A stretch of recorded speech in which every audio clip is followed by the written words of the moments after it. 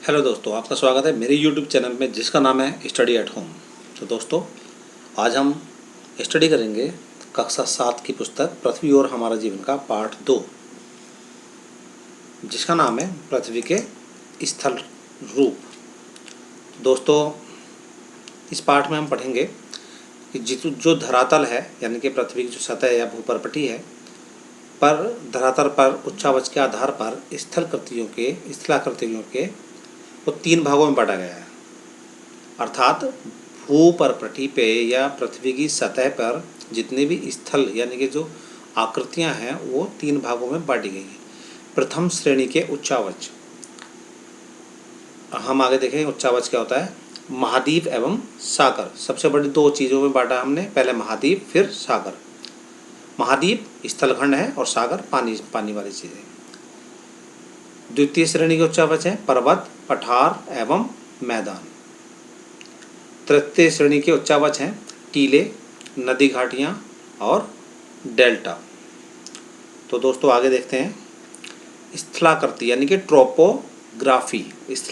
पृथ्वी की सतह के आकार एवं आकृतियों को स्थलाकृति कहते हैं।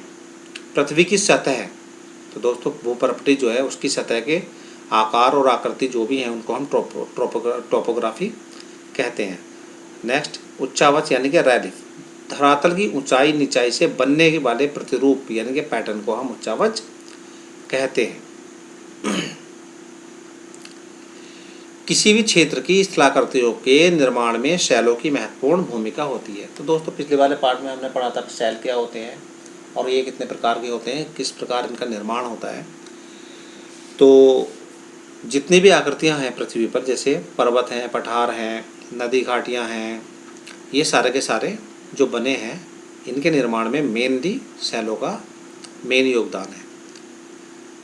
कड़ी एवं मजबूत चट्टानों की पर्वत, पहाड़ियाँ एवं पठारों के निर्माण में महत्वपूर्ण भूमिका होती है। जो कठोर होती हैं और मजबूत चट्टान होती हैं उनके द्वारा पर्वत बनते हैं, पहाड़ियाँ बनती हैं और पठार बनते हैं।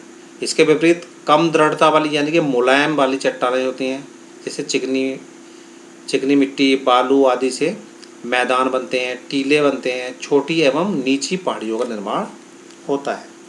निर्माण के आधार पर स्थलाकृतियों को 3 मुख्य भागों में बांटा गया है। कौन कौन सी हैं? यह है पर्वत, हम देखते हैं कि पर्वत हमको दिखाई देते हैं, पठार दिखाई देते हैं और मैदान हमको मिलते हैं।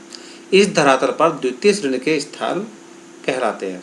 ठीक है, ये जो हैं ये द्वितीय श्रेणी के स्थल हैं। क्या है? पर्वत, पठार और मैदान।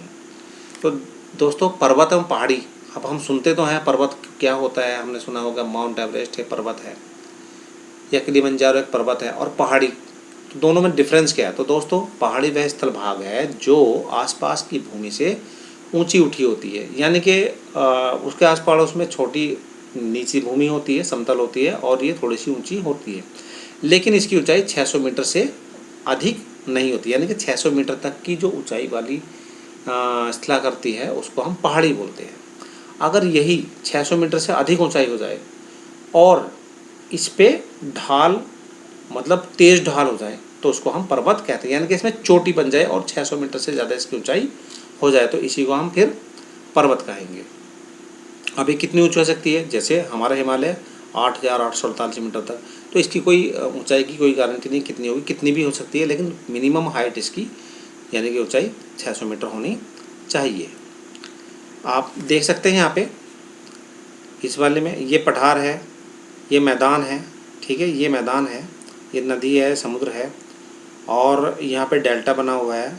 तो ये पर्वत श्रृंखला ऊंची हैं, तो ये पर्वत हैं, ये घाटियाँ हैं, इसके बीच में ऊंचा हिस्सा है, ये पहाड़ी हैं छोटी छोटी, और ये पठार है। आगे चलते हैं।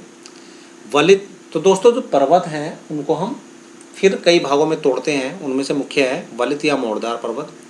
जब चट्टानों में पृथ्वी की आंतरिक शक्तियों के कारण मोड़ या वलन पड़ जाते हैं तो उसे मोड़दार पर्वत कहते हैं। कुछ मुख्य वलित पर्वत जैसे हिमालय, जो हिमालय हमारा मोड़दार या वलित पर्वत है। Alps, Atlas, Rockies and Andes.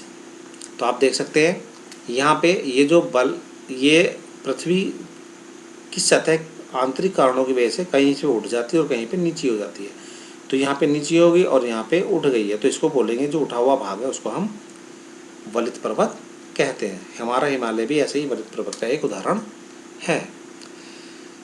उसके बाद में दूसरा उदाहरण है, और दूसरा तरह का पर्वत है खंड या अपभ्रंश पर्वत या ब्लॉक माउंटेन्स। विशालकाय चट्टानी खंडों में भ्रंश या दरार पड़ने से इनका निर्माण होता है। मतलब अगर वो टूट जाए या उनमें दरार पड़ जाए तो उसके वजह से अपभ्रंश या ब्लॉक पर्वत का निर्माण होता है। चट्टानों के भ्रंशित होकर ऊपर उठने या नीचे धंसने से भ्रंश पर्वतों का निर्माण होता है। भ्रंश पर्वत के निकट बनी घाटी को भ्रंश घाटी कहते हैं। तो भारत में ऐसी कौन सी जगह है? नर्मदा नदी विंध्य एवं सतपुड़ा पर्वतों के मध्य घाटी में बहती है। विश्व के मुख्य भ्रंश पर्वत हैं वासेज, ब्लैक फॉरेस्ट, सियरा नेवादा। हमारे देश में पश्चिमी घाट भ्रंश पर्वत का मुख्य उदाहरण है। तो देख सकते हैं भ्रंश पर्वत कैसे हैं। तो दोस्तों यहाँ पे देख रहे हैं, ये कभी एक समान था, सब कुछ यहाँ से लेके यहाँ तक समतल था, लेकिन किसी वजह से ये वाला हिस्सा नीचे की तरफ धंस गया। ये नीचे की तरफ धंसने की वजह से इसको क्या कहेंगे हम?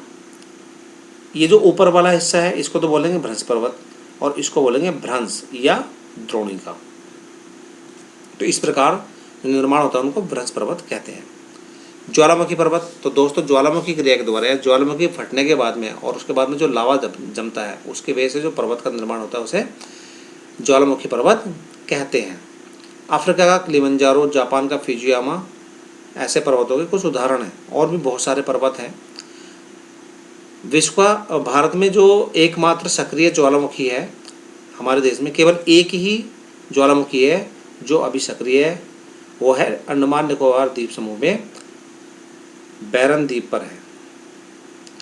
अब देखते हैं यहाँ पे दोस्तों ज्वालामुखी क्या होता है। पृथ्वी के अंदर हमने देखा था मेंटल में सब कुछ पिघला हुआ है और ये भूपर्पटी में से किसी वजह से अगर दरार पड़ जाती है तो जो अंदर पिघला हुआ मैग्मा बाहर आके लावा के रूप में नीचे गिरता रहता है और ये इसके छेद से नीचे गिरता है। नीचे गिरता तो ऐसे बहता है, ये एकदम बहुत ज़्यादा घना होता है, ठीक होता है, ऐसा कह सकते हैं जैसे कड़ी वगैरह होती है उसके जैसा होता है और इधर से नीचे की तरफ सरकता जाता है और यहाँ जमता चला जाता है। जमने की वजह से ये जमता जमता ऊपर की तरफ चला जाता है और ये ऐसे बहता जाता है। तो इसकी वजह से एक आकृति बन जाती है जिसको हम पर्वत का रूप ले लेती है। तो ये देख रहे हैं यहाँ पे ज्वालामुखी पर्वत फिर बाद में बहुत ऊंचे तक हो सकते हैं।